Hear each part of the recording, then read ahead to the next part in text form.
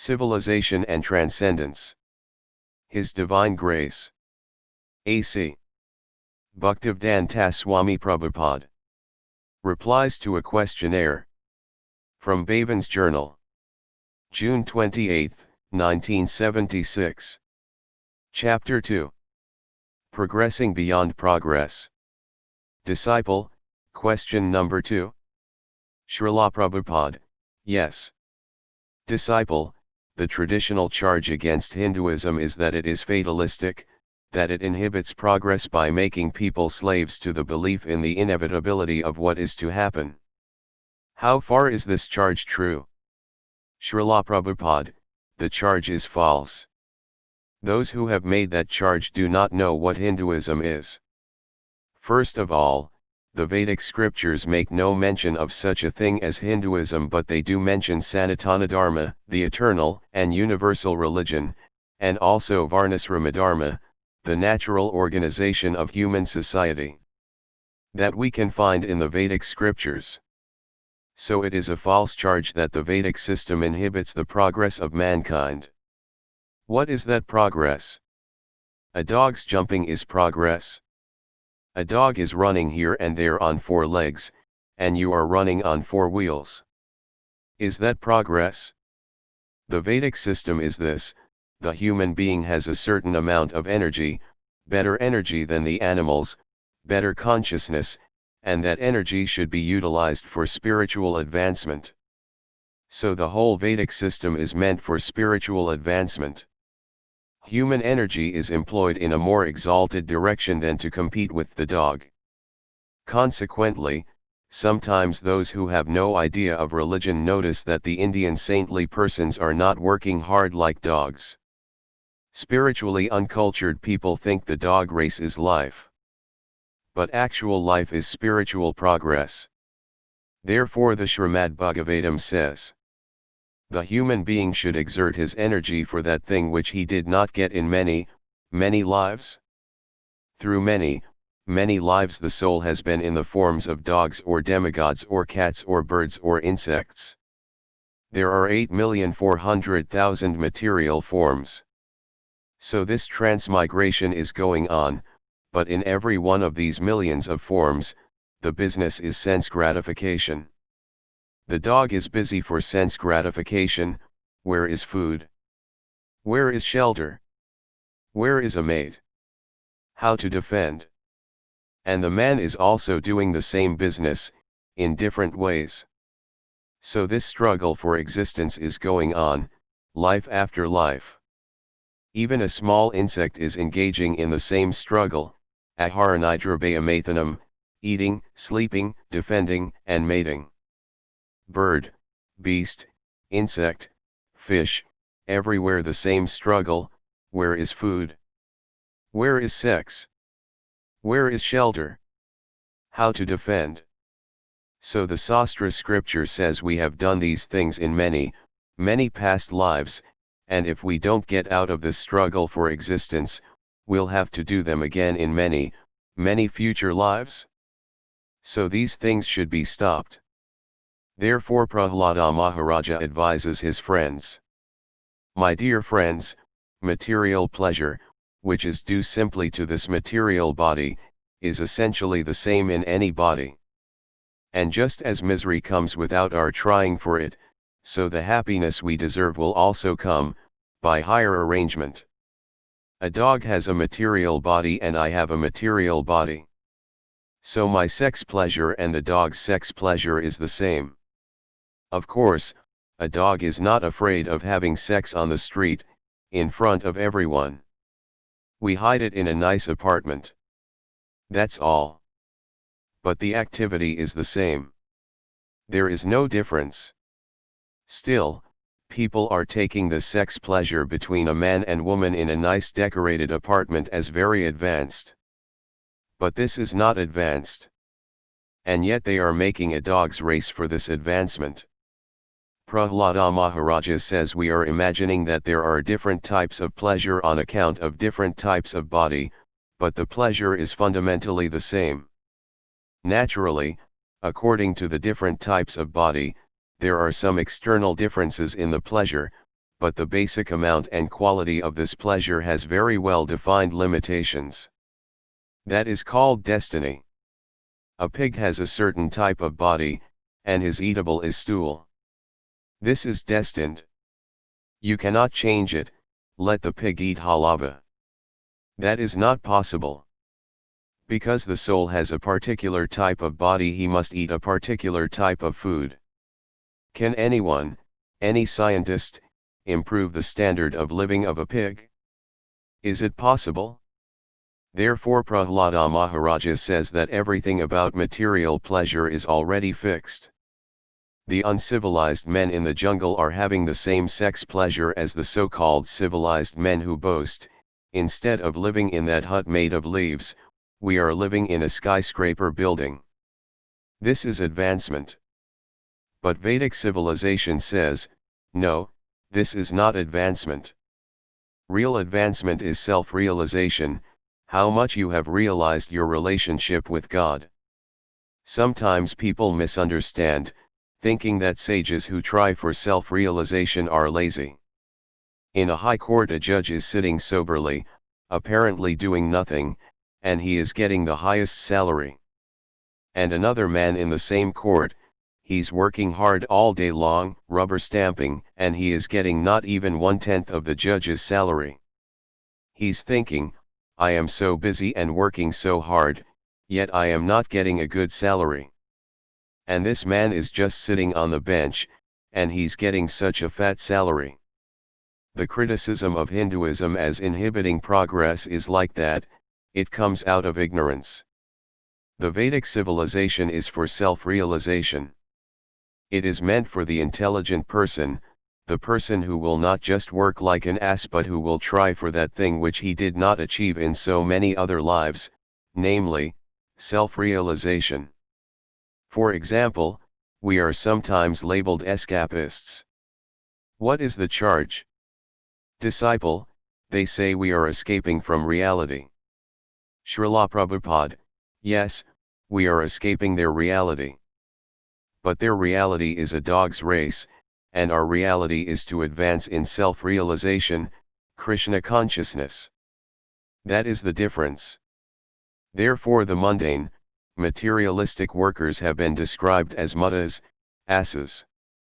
Why? Because the ass works very hard for no tangible gain. He carries on his back tons of cloth for the washerman, and the washerman in return gives him a little morsel of grass.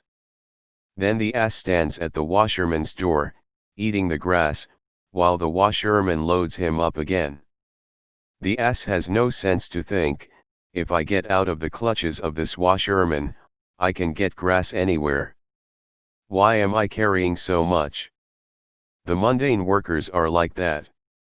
They're busy at the office, very busy. If you want to see the fellow, I am very busy now. Laughter. So what is the result of your being so busy? Well, I take 2 pieces of toast and 1 cup of tea. That's all. And for this purpose you are so busy? Or, he is busy all day simply so that in the evening he can look at his account books and say, oh, the balance had been $1,000, now it has become 2,000. That is his satisfaction. But still he will have the same 2 pieces of bread and 1 cup of tea, even though he has increased his balance from 1,000 to 2,000. And still he'll work hard. This is why karmis are called muttas. They work like asses, without any real aim of life. But Vedic civilization is different. The accusation implied in the question is not correct. In the Vedic system, people are not lazy. They are very busy working for a higher purpose. And that busyness is so important that Prahlada Maharaja says, Kamara Akarat Prajano, beginning from childhood, one should work for self-realization. One should not lose a second's time. So that is Vedic civilization. Of course, the materialistic workers, they see, these men are not working like us, like dogs and asses. So they are escaping. Yes, escaping your fruitless endeavor. The Vedic civilization of self-realization begins from the Varnasrama system of social organization. Varnasramakara Purusana para Puman Visnar Aradhyate, everyone should offer up the fruits of his occupational duty to the lotus feet of the Lord Vishnu, or Krishna. That is why the Vedic system is called Varnasrama, literally, social organization with a spiritual perspective. The Varnasrama system has 4 social and 4 spiritual divisions. The social divisions are the Brahmanas, teachers and priests, Kshatriyas, administrators and military men, Vaishyas, farmers and merchants, and Sudras, laborers and craftsmen, while the spiritual divisions are the Brahmacharis, students, Grasthas, householders, Vanaprasthas, retirees, and Sannyas, renunciants. But the ultimate goal is Visnar Aradhyate, the worship of the Supreme Lord, Vishnu, by all. That is the idea. But the members of the modern so-called civilization do not know of Varnasrama. Therefore they have created a society that is simply a dog's race. The dog is running on 4 legs and they are running on 4 wheels. That's all. And they think the 4-wheel race is advancement of civilization. Vedic civilization is different. As Narada Muni says, Tajya eva hito prayateta na labyate yad bitramatam upari adha, the learned, astute person will use this life to gain what he has missed in countless prior lives, namely, realization of self and realization of God. Someone may ask, then shall we do nothing? Yes, do nothing simply to improve your material position. Whatever material happiness is allotted for you by destiny, you'll get it wherever you are. Take to Krishna consciousness. You'll get these other things besides. How shall I get them? How? Kalena sarvatra gabhiraramasa, by the arrangement of eternal time, everything will come about in due course. The example is given that even though you do not want distress, still distress comes upon you. Similarly, even if you do not work hard for the happiness that is destined to be yours, still it will come. Similarly, Prahlada Maharaja says, Na tad prayasakartavyam, you should not waste your energy for material happiness, because you cannot get more than what you are destined to have. That is not possible. How can I believe it, that by working harder I will not get more material happiness than I would otherwise have had? Because you are undergoing so many distressing conditions even though you do not want them. Who wants distress? For example, in our country, Mahatma Gandhi was killed by his own countrymen. He was a great man, he was protected by so many followers, he was beloved by all, and still he was killed. Destiny. Who can protect you from all these distressing conditions? So, you should conclude, if these distressing conditions come upon me by force, the other kind of condition, the opposite number, will also come. Therefore why shall I waste my time trying to avoid distress and gain so-called happiness? Let me utilize my energy for Krishna consciousness. That is intelligence. You cannot check your destiny. The magazine's question touches on this point. Disciple, yes, the usual charge is that this Vedic system of civilization is fatalistic, and that as a result people are not making as much material progress as they otherwise would. Srila Prabhupada, no, the Vedic system is not fatalistic. It is fatalistic only in the sense that one's material destiny cannot be changed. But your spiritual life is in your hands. Our point is this. The whole Vedic civilization is based on the understanding that destiny allows only a certain amount of material happiness in this world, and that our efforts should therefore be directed towards self-realization. Nobody is enjoying uninterrupted material happiness. That is not possible. A certain amount of material happiness and a certain amount of material distress, these both must be present always. So just as you cannot check your distressing condition of life, similarly you cannot check your happy condition of life. It will come automatically. Therefore, don't waste your time with these things. Better you utilize your energy for advancing in Krishna consciousness.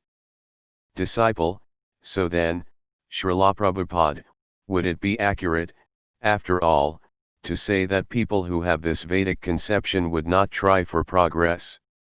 Srila Prabhupada, no, no.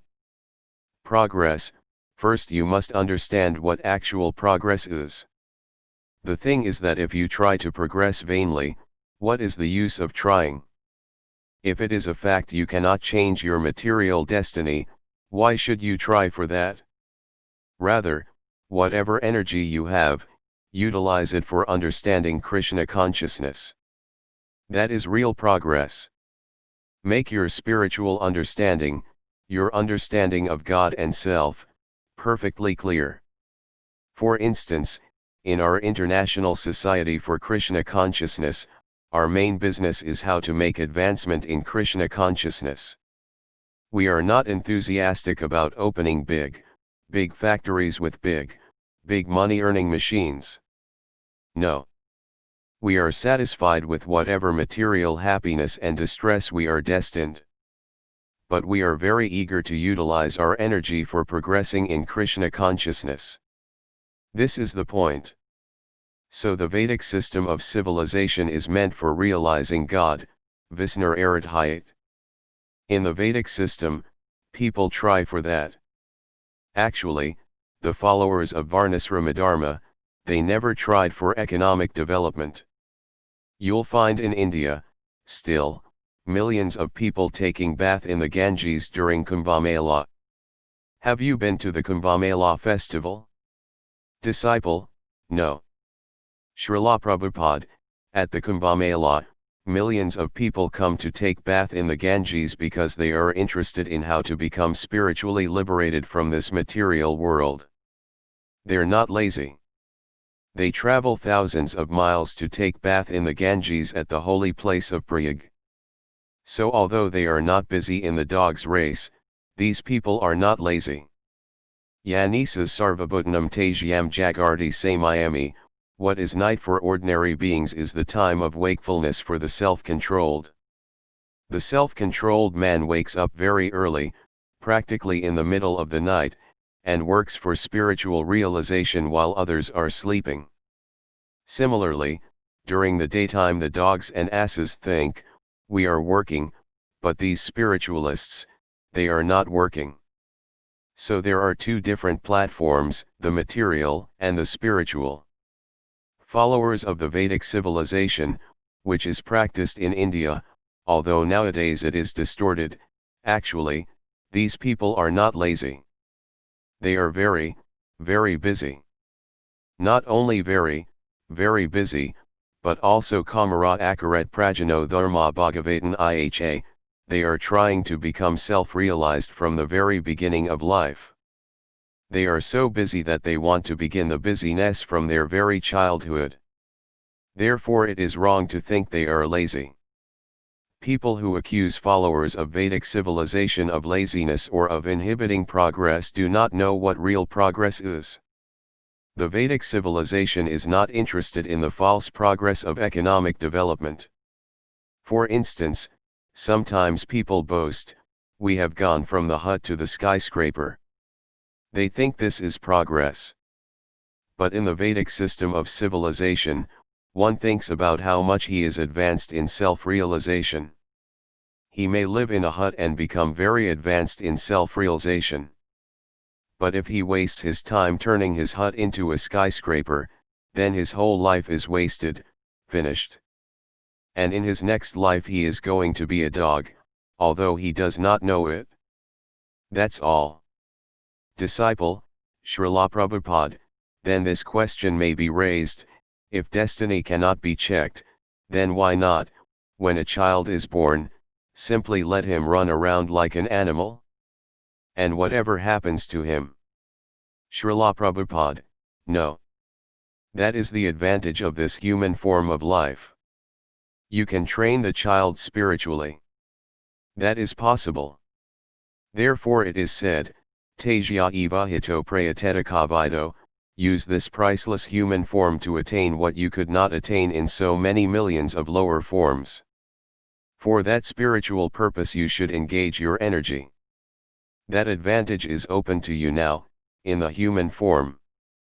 Ahatoki apradihata, pure devotional service to the Lord, Krishna consciousness, is open to you now, and it cannot be checked. Just as your advancement of so-called material happiness is already destined and cannot be checked, similarly, your advancement in spiritual life cannot be checked, if you endeavor for it. No one can check your spiritual advancement. Try to understand this. Disciple, so, then, we can't say that the Vedic system, or Sanatana Dharma, is fatalistic. There actually is endeavor for progress. Srila Prabhupada, certainly, spiritual progress. As for the question of fatalistic, I have often given this example. Let us say a man is condemned by a court of law to be hanged. Nobody can check it. Even the same judge who gave the verdict cannot check it.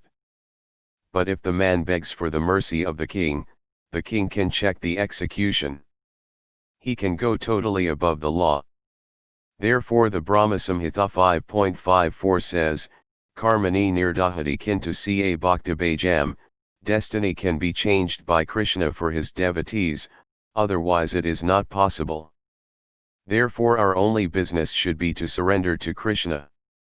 And if you artificially want to be more happy by economic development, that is not possible.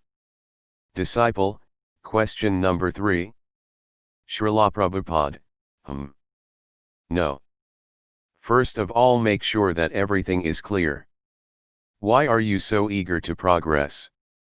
Try to understand what is what. The first thing is that your destiny cannot be changed. That's a fact. But in spite of your destiny, if you try for Krishna consciousness, you can achieve spiritual success. Otherwise, why did Prahlada Maharaja urge his friends, Kamara Akaret, take Krishna consciousness up from your very childhood? If destiny cannot be changed, then why was Prahlada Maharaja urging this? Generally, destiny means your material future. That you cannot change. But even that can be changed when you are in spiritual life. Disciple, what is the meaning of a pratihata? You said that spiritual development cannot be checked. Srila Prabhupada, a pratihata means this: suppose you are destined to suffer. So a pratihata means that in spite of your so-called destiny to suffer, if you take to Krishna consciousness your suffering will be reduced, or there will be no suffering, and in spite of any suffering, you can make progress in spiritual life. Just like Prahlada Maharaja himself. His father put him into so many suffering conditions, but he was not impeded, he made spiritual progress. He didn't care about his father's attempts to make him suffer. That state of existence is called a pratihata. If you want to execute Krishna consciousness, your material condition of life cannot check it. That is the real platform of progress. Of course, insofar as your material condition is concerned, generally that cannot be checked. You have to suffer. But in the case of a devotee, that suffering also can be stopped or minimized. Otherwise, Krishna's statement would be false: Aham tivam sarvapapya mokshayajyami, I will deliver you from all the reactions to your sinful activities. Suffering must befall me on account of my sinful activities, but Krishna says, I will deliver you from all the reactions to your sinful activities. This should be clear. Ordinarily, destiny cannot be checked. Therefore, instead of wasting your time trying to change your economic condition or material destiny apart from Krishna consciousness, you should employ your priceless human energy for attaining Krishna consciousness, which cannot be checked. We see so many men working so hard. Does this mean that every one of them will become a Ford, a Rockefeller? Why not? Everyone is trying his best. But Mr. Ford was destined to become a rich man. His destiny was there, and so he became a rich man. Another man may work just as hard as Ford, but this does not mean he will become as rich as Ford. This is practical. You cannot change your destiny simply by working hard like asses and dogs. No. But you can utilize your special human energy for improving your Krishna consciousness. That's a fact. Disciple, Srila Prabhupada, if destiny cannot be changed, what does Krishna mean when he says, "Be thou happy by the sacrifice"? Srila Prabhupada, do you know what is meant by sacrifice? Disciple, sacrifice to Vinu, to Krishna. Srila Prabhupada, yes. That means pleasing Krishna. If Krishna is pleased, he can change destiny. Karmani nirdahati kintu ca bhaktabhajam, for those who serve him with love and devotion, Krishna can change destiny. So sacrifice, yajna, means pleasing Krishna. Our whole Krishna consciousness movement means pleasing Krishna. That is the whole program. In all other business, there is no question of pleasing Krishna. When one nation declares war upon another, there is no question of pleasing Krishna or serving Krishna. They're pleasing their own senses, serving their own whims. When the First and Second World Wars began, it was not for pleasing Krishna. The Germans wanted that their sense gratification not be hampered by the Britishers. That means it was a war of sense gratification. The Britishers are achieving their sense gratification, we cannot. All right, fight. So there was no question of pleasing Krishna. Next question.